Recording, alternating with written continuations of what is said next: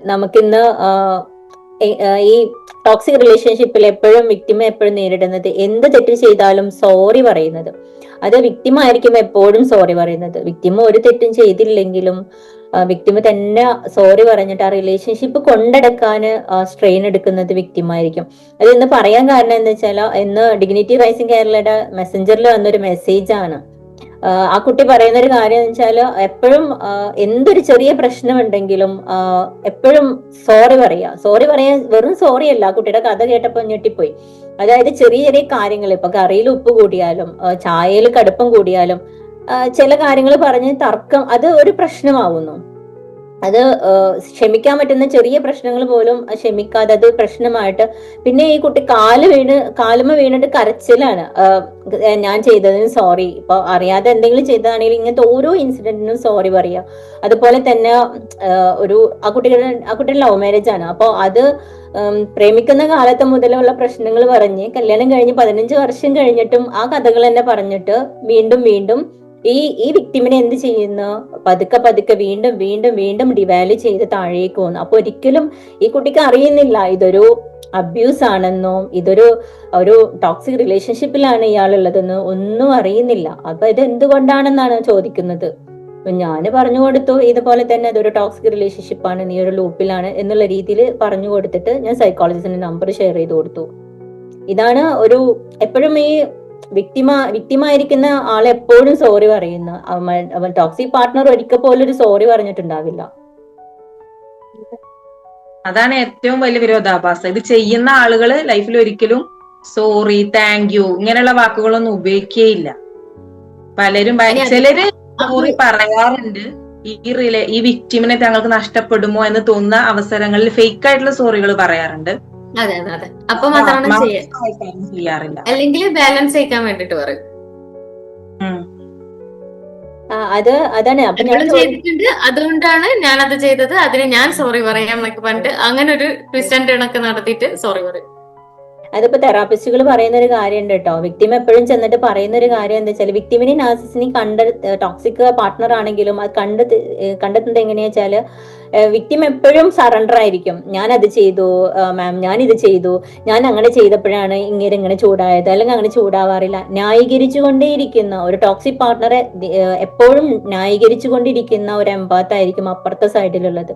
അയാൾ അറിയുന്നില്ല ഞാൻ ഈ ലൂപ്പിലാണ്, യഥാർത്ഥ അബ്യൂസർ എന്ന് പറയുന്നത് തൊട്ടപ്പുറത്തിരിക്കുന്ന ആളാണെന്ന് അറിയാതെയുള്ളൊരു ലൈഫ്. അതിനാണ് നമ്മൾ അവയർനെസ് കൊടുക്കേണ്ടത്. സ്റ്റാർട്ടിംഗ് സ്റ്റേജിലൊക്കെ ഉള്ള വിക്ടിംസ് ആണെങ്കിൽ ആ ഒരു രീതിയിലായിരിക്കും അവര് സെൽഫ് റിയലൈസേഷൻ തീരെ ഉണ്ടാവില്ല. പിന്നെ കുറച്ചൊന്ന് കയറി വരുമ്പോൾ നമുക്ക് പിന്നെ ഇവരെ സൈക്കോളജിസ്റ്റിനെ അപ്രോച്ച് ചെയ്യുമ്പോഴായാലും അത് മനസ്സിലാവും. നമ്മളൊരു മ്യൂച്വൽ റാപ്പോർട്ട് സൈക്കോളജിസ്റ്റും കൗൺസിലറും തമ്മിൽ അവിടെ ഉണ്ടായി തുടങ്ങും. വിക്ടിം ആണെങ്കിൽ ആ രീതിയിലേക്ക് കുറച്ചും പ്രോഗ്രസ് ആകുമ്പോൾ നമ്മൾ മാറും.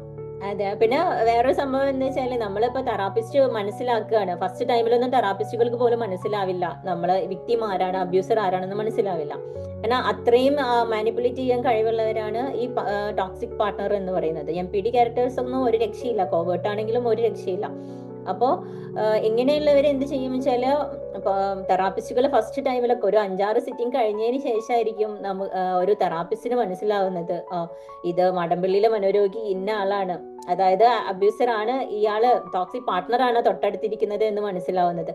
പക്ഷെ അപ്പൊ ഈ അബ്യൂസർ എന്ത് ചെയ്യുന്നത് വെച്ചാല്, അപ്പോഴേക്കും ഈ തെറാപ്പിസ്റ്റിനെ മാറ്റും. നമ്മളെ ലൈഫ് നശിപ്പിക്കാൻ വന്ന ആളാണിത് എന്ന് പറഞ്ഞ് വിക്ടിമിനെ വീണ്ടും മാനിപ്പുലേറ്റ് ചെയ്ത് വിക്ടിമും വിചാരിക്കും ശരിയായിരിക്കാം, ആ തെറാപ്പിസ്റ്റിനോ ഡോക്ടർക്കോ തെറ്റ് പറ്റിയതായിരിക്കും എന്ന് വിചാരിച്ച് ഡോക്ടേഴ്സിനെയും തെറാപ്പിസ്റ്റിനെയും മാറ്റുക എന്നല്ലാതെ പിന്നെയും ഇതുപോലെ തന്നെ പോകുന്നു. വീണ്ടും ഒരു വർഷത്തോളം കഴിയുമ്പോഴായിരിക്കും തെറാപ്പിസ്റ്റിന് മനസ്സിലാവുന്നത് എങ്ങനെയാണ് ഈ ലൂപ്പിൽ കിടന്നിങ്ങനെ കളിക്കുന്നത്.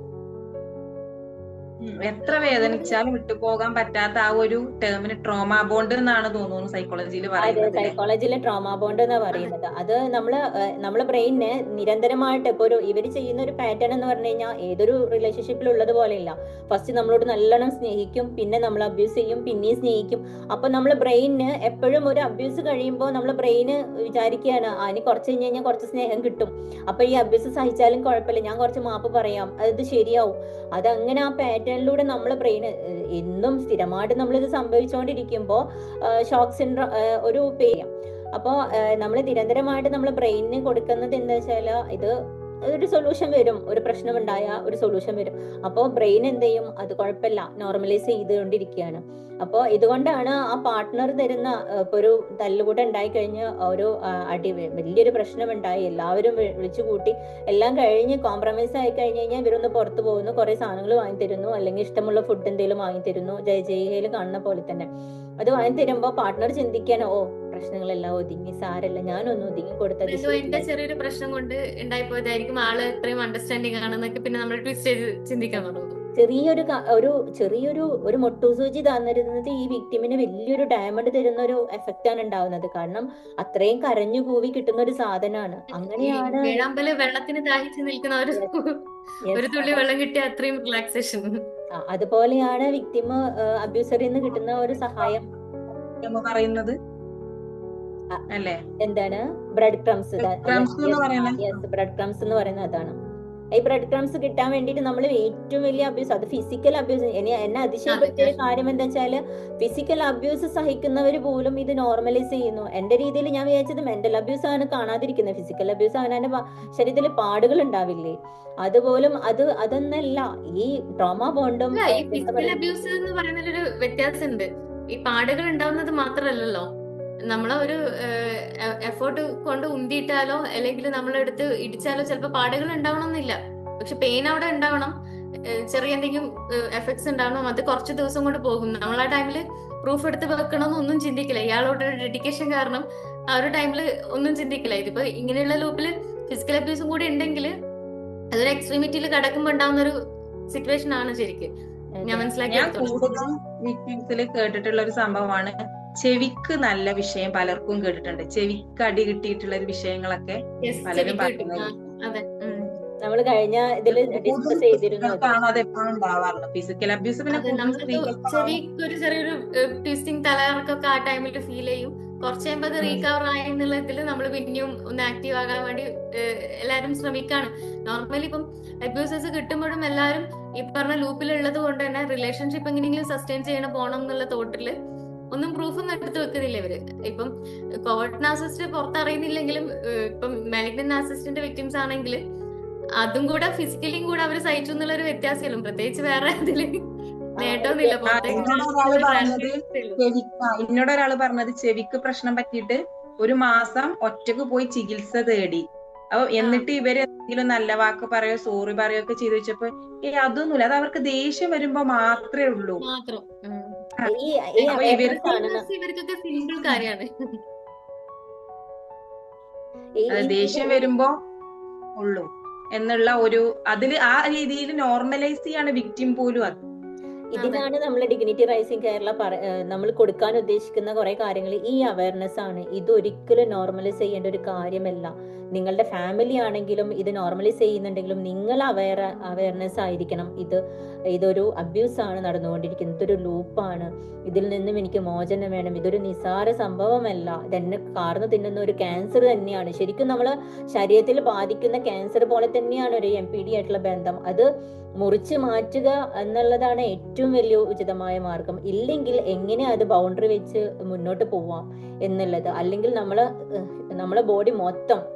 ബോഡിയും ശരീരവും മൊത്തം കാർന്നു തിന്നുന്ന ഒരു നാശം എന്ന് പറയുന്ന ഒരു സംഭവം തന്നെയാണ് ഈ ഒരു ടോക്സിക് റിലേഷൻഷിപ്പ്.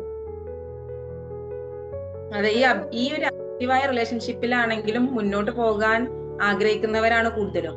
എന്നാൽ അവർക്ക് അതിന് വേണ്ട ബൗണ്ടറീസ് എങ്ങനെ സെറ്റ് ചെയ്യാം, ഗ്രേ റോക്ക് മെത്തേഡ് തുടങ്ങിയ കാര്യങ്ങളൊക്കെ ഒരു സൈക്കോളജിസ്റ്റിനെ കൺസൾട്ട് ചെയ്താൽ അവർക്ക് മനസ്സിലാക്കാൻ പറ്റും. അതിന് ആദ്യം അവയർനെസ് ആണ് വേണ്ടത്. എനിക്കിതിന് എന്തെങ്കിലും ഒന്ന് മാറ്റം വരണം എന്നുള്ള ഒരു ചിന്ത. അതിനുപരി നമ്മളെപ്പോഴും സെൽഫ് റെസ്പെക്ട് ഉള്ളൊരു വ്യക്തിയായിട്ട് മാറാൻ. അപ്പൊ തന്നെ ഇതൊക്കെ കുറെ ക്ലിയർ ആയി വരും. നമ്മള് ആ ഒരു ടൈമിൽ അവയർനെസ് കിട്ടിക്കൊള്ളണമെന്നോ അല്ലെങ്കിൽ എന്താ ലൂപ്പ് കിടക്കുന്ന ടൈമിലാണെങ്കിൽ നമുക്ക് ലൂപ്പ് കിടക്കാതെ നിൽക്കാൻ തന്നെ സത്യം പറഞ്ഞാൽ ഈ സെൽഫ് റെസ്പെക്ട് ഉള്ള ഒരു വ്യക്തിന്റെ അടുത്ത് ഇങ്ങനെയുള്ള മാനിപ്പുലേറ്റേഴ്സ് ടച്ച് ചെയ്യാൻ തന്നെ നോക്കില്ല. അങ്ങനെ ഒരു ഡിഫറൻസ് അവിടെ ഉണ്ട്. അപ്പൊ അതാണ് ആദ്യം അപ്ലിഫ്റ്റ് ചെയ്ത് കൊണ്ടുവരുന്നത്. അവനവൻ എന്നുള്ള അവനവനുള്ള വിശ്വാസം, അവനവനെ തന്നെ സംരക്ഷിക്കാനുള്ള ഒരു പവർ, അതൊക്കെയാണ് നമ്മൾ ഫസ്റ്റ് എല്ലാവരും, സ്ത്രീകളായാലും പുരുഷന്മാരായാലും എല്ലാവരും തന്നെ ഉണ്ടാക്കി കൊണ്ടുവരേണ്ടത്. എന്നിട്ട് മതി സ്ത്രീകളുടെ സെൽഫ് റെസ്പെക്റ്റിനെ ഒരു അഹങ്കാരം എന്നുള്ള രീതിയിൽ തന്റേടി എന്നൊക്കെ രീതിയിൽ ഫെമിനിസം വുമൺ എംപവർമെന്റ് അങ്ങനെയൊക്കെയാണ് അത് എടുക്കുന്നത്. നമ്മള് ഒരിക്കലും കാലം മാറിയത് കൊണ്ട് ഇവർക്ക് ജോലിയൊക്കെ കിട്ടിയോണ്ട് കുറെ പേർക്ക് അഹങ്കാരായെന്നും അങ്ങനെ പല രീതിയിലാണ് അത് ഗ്ലോറിഫൈ ചെയ്തത് അവരുടെ സൈഡ്. അതെ, റിയാലിറ്റി എന്തെന്ന് വെച്ചാൽ ഇത് സർവൈവൽ മോഡ് മാത്രമാണ്, അല്ലാതെ നമ്മളൊരു ഫെമിനിസം അങ്ങനെ ഒന്നുമല്ല ഈ നടക്കുന്നത്. അതെ. പിന്നെ വേറൊരു സൈഡ് എന്താ വെച്ചാൽ നമ്മൾ ഈ അനുഭവിക്കുന്ന ആൾക്കാരുടെ സൈഡിൽ തന്നെ നിന്ന് സംസാരിക്കുന്നവര് ഈ പ്രശ്നങ്ങളൊക്കെ എന്തിനാണ് ഇങ്ങനെ ഗ്ലോറിഫൈ ചെയ്യുന്നത് അങ്ങനെയൊക്കെയുള്ള രീതിയിൽ സംസാരിക്കുന്നുണ്ട് കുറെ പേര്. ഇതൊരു നോർമൽ പ്രശ്നമാണ്, ഇതെന്തിനാണ് ഇങ്ങനെ ഗ്ലോറിഫൈ ചെയ്യുന്നത്, നമ്മൾ തന്നെ ആ സിറ്റുവേഷൻ ഫേസ് ചെയ്തിട്ടുണ്ടാവണം പലരും. അതിന് പഴയ തലമുറയോട് ചെന്ന് പറയുമ്പോ അവരിൽ പലരും ഇതൊക്കെ അബ്യൂസ് അനുഭവിച്ചവരാണ്. അപ്പൊ അവർക്കത് നോർമലായിട്ട് തന്നെ ഫീൽ ചെയ്യാണ്. അത് നമ്മുടെ കേരളത്തിലുള്ള നമ്മുടെ നാട്ടിലുള്ള ഒരു പ്രത്യേകത എന്താ വെച്ചാല് മെയിൽ എപ്പോഴും ഇങ്ങനെ ആയിരിക്കണം, അങ്ങനെ ഒരു സെറ്റാണല്ലോ, ഒരു വലിയ സംഭവമാണ്. പക്ഷെ ഇതുപോലെ തന്നെ അനുഭവിക്കുന്ന പുരുഷന്മാരും ഒരുപാട് പേരുണ്ട്. എന്താ പറയാ, പക്ഷെ റിയലി എല്ലാരെക്കാളും കുറവ് പുരുഷന്മാരാണ്. കൂടുതലായിട്ട് നിൽക്കുന്നത്, അബ്യൂസ് സഹിക്കുന്നത് സ്ത്രീകൾ തന്നെയാണ്. അതൊരു സൊസൈറ്റിയിൽ അപ്ബ്രിംഗിന്റെ പ്രശ്നമായിട്ട് അങ്ങനെ വളർന്നു വന്നതാണ്, സ്ത്രീകളിലേക്ക് അത് കയറി വന്നതാണ്. അത് അതില് വലിയ പാർട്ട് സ്ത്രീകൾക്ക് തന്നെയാണ് ഉള്ളത്. ഇങ്ങനെ അക്സെപ്റ്റ് ചെയ്തുകൊണ്ട് നോർമലൈസ് ആയതാണ്. ഈവൻ സ്ത്രീകളും അത് നോർമലൈസ് ചെയ്യുന്നത് അതുകൊണ്ടാണ്. ഇതൊക്കെ നമ്മളെന്തോ സഹിക്കേണ്ടവരാണ് എന്നുള്ളൊരു തോട്ടാണ്. ഫാമിലിക്ക് വേണ്ടി സഹിക്കാം, പൊറുക്കാം, ക്ഷമിക്കാം, സോറി പറയാം, ഒക്കെ ചെയ്യാം, അതൊന്നും ഒരു പ്രശ്നമല്ല. പക്ഷെ അത് ഓവറായിട്ട് അതൊരു ഇത്രയും ടോക്സിക് ആയി വരുമ്പോഴാണ് അവിടെ ഒരു പ്രശ്നം വരുന്നത്. ഒരു പരിധി വിട്ടിട്ട് എന്ത് വന്നാലും അത് അബ്യൂസ് തന്നെയാണ്. നമ്മൾ ഓരോരുത്തരും മെഴുകുതിരി പോലെ ഉരുകി മറ്റുള്ളവർക്ക് വെളിച്ചം കൊടുത്തിട്ട് ഒരു കാര്യമില്ല. നമുക്ക് വിളക്കായാ മതി, ജസ്റ്റ് ബി എ ലാമ്പ്. അതെ അതെ, എപ്പോഴും നമ്മളൊരു അത് പണ്ട് പറയില്ലേ, ചുമരുണ്ടെങ്കിൽ ചിത്രം എഴുതാൻ പറ്റുള്ളൂ. ചുമരുണ്ടാവണം, ചുമരില്ലാതെ ചിത്രം എഴുതാൻ പറ്റില്ല. നമ്മൾ ഒരാൾക്ക് ഓവറായിട്ട് നമ്മൾ കൊടുക്കുന്നതും അത് തെറ്റ് തന്നെയാണ്. ഇപ്പൊ ഇസ്ലാമികമായിട്ടാണെങ്കിലും എന്താണെങ്കിലും ഒരു മനുഷ്യന് അത്രയധികം പെയിൻ കൊടുക്കാൻ പാടില്ലെന്ന് തന്നെയാണ് ഏതൊരു മതത്തിലും പറയുന്നത്. നമുക്ക് താങ്ങാവുന്നതില് വല്ലാതെ ചുറ്റി വരുമ്പോ അങ്ങോട്ടേക്ക് അതിനുള്ള റിയാക്ഷൻസ് നമ്മൾ ചെയ്യണം തന്നെയാണ് എല്ലാരും പറഞ്ഞതും പഠിപ്പിച്ചിരുന്നതും. എന്തിനാണ് യുദ്ധങ്ങൾ ഉണ്ടായത്? നമ്മളെ വരുന്നത് തടുക്കാനാണ് നമ്മൾ യുദ്ധം ചെയ്യുന്നത്. അതുപോലെ തന്നെ നമ്മൾ സെൽഫിനെ പ്രൊട്ടക്ട് ചെയ്യേണ്ടത് ഉത്തരവാദിത്വം നമുക്ക് തന്നെയാണ്. നമ്മള് പ്രൊട്ടക്ട് ചെയ്തില്ലെങ്കിൽ നമ്മളെ പ്രൊട്ടക്ട് ചെയ്യാനാണ്. ഉണ്ടായ പല യുദ്ധങ്ങളും സ്ത്രീകളെ പ്രൊട്ടക്ട് ചെയ്യുന്ന യുദ്ധങ്ങളായിരുന്നു. ഇപ്പൊ മഹാഭാരതത്തൊക്കെ തന്നെ അതിന്റെ ഒരു ബേസിക് അതാണ്. അത് ഫുള്ളി കുട്ടികൾക്ക് വേണ്ടി സഹിക്കുക എന്ന് പറയുന്ന ഒരു ഇതുണ്ട്. അതെങ്ങനെ വെച്ച് കഴിഞ്ഞാല് നമ്മുടെ ഉള്ളിൽ സന്തോഷം ഉണ്ടെങ്കിൽ നമുക്ക് കുട്ടികളെ നന്നായിട്ട് വളർത്താൻ കഴിയുള്ളൂ. നമ്മളിങ്ങനെ കരഞ്ഞോണ്ടും സഹിച്ചും ഒക്കെ ഇരിക്കുമ്പോ നമ്മൾ എങ്ങനെയാണ് കുട്ടികളെ നന്നായിട്ട് നോക്കുന്നത്?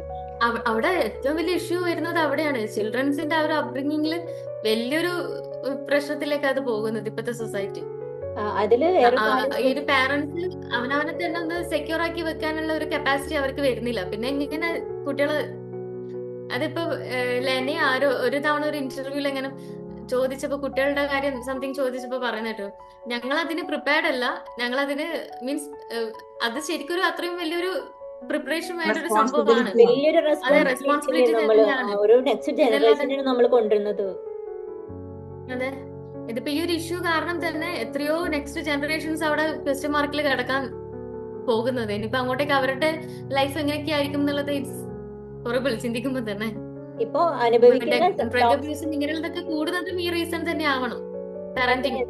അതെ അതെ, ഇപ്പൊ നമ്മള് ഇപ്പോഴത്തെ ഇപ്പൊ ഈ പ്രശ്നങ്ങളെല്ലാം നമ്മൾ പറഞ്ഞല്ലോ, ടോക്സിക് പാർട്ട്ണർ കാര്യങ്ങൾ പറയുമ്പോഴും അവരും ഈ ഫാമിലി ഇഷ്യൂസ് തന്നെയാണ് അവർ ഇതുണ്ടായിട്ട് വന്നിട്ടുള്ളത്. അവരൊരു അബ്യൂസർ ആവുന്നതും ഇതുപോലെ തന്നെ ഇൻസെക്യൂർ ആയിട്ടുള്ള ഒരു ഫാമിലി സറൗണ്ടിങ്സിൽ നിന്ന് വന്നത് കൊണ്ട് തന്നെയാണ്. അതുകൊണ്ട് തന്നെയാണ് അവരും ഈ പ്രശ്നം. അപ്പൊ നമ്മള് ഒരു കുട്ടി ഉണ്ടാവുന്നതിന് മുന്നേ തന്നെ ചിന്തിക്കണം നമ്മൾ ഓക്കെ ആണോ എന്നുള്ളത്. ചിന്തിച്ചതിന് ശേഷം നമ്മൾ നെക്സ്റ്റ് ജനറേഷന് കൊണ്ടുവരാൻ പറ്റുള്ളൂ. അല്ലെങ്കിൽ നമ്മൾ വീണ്ടും ഈ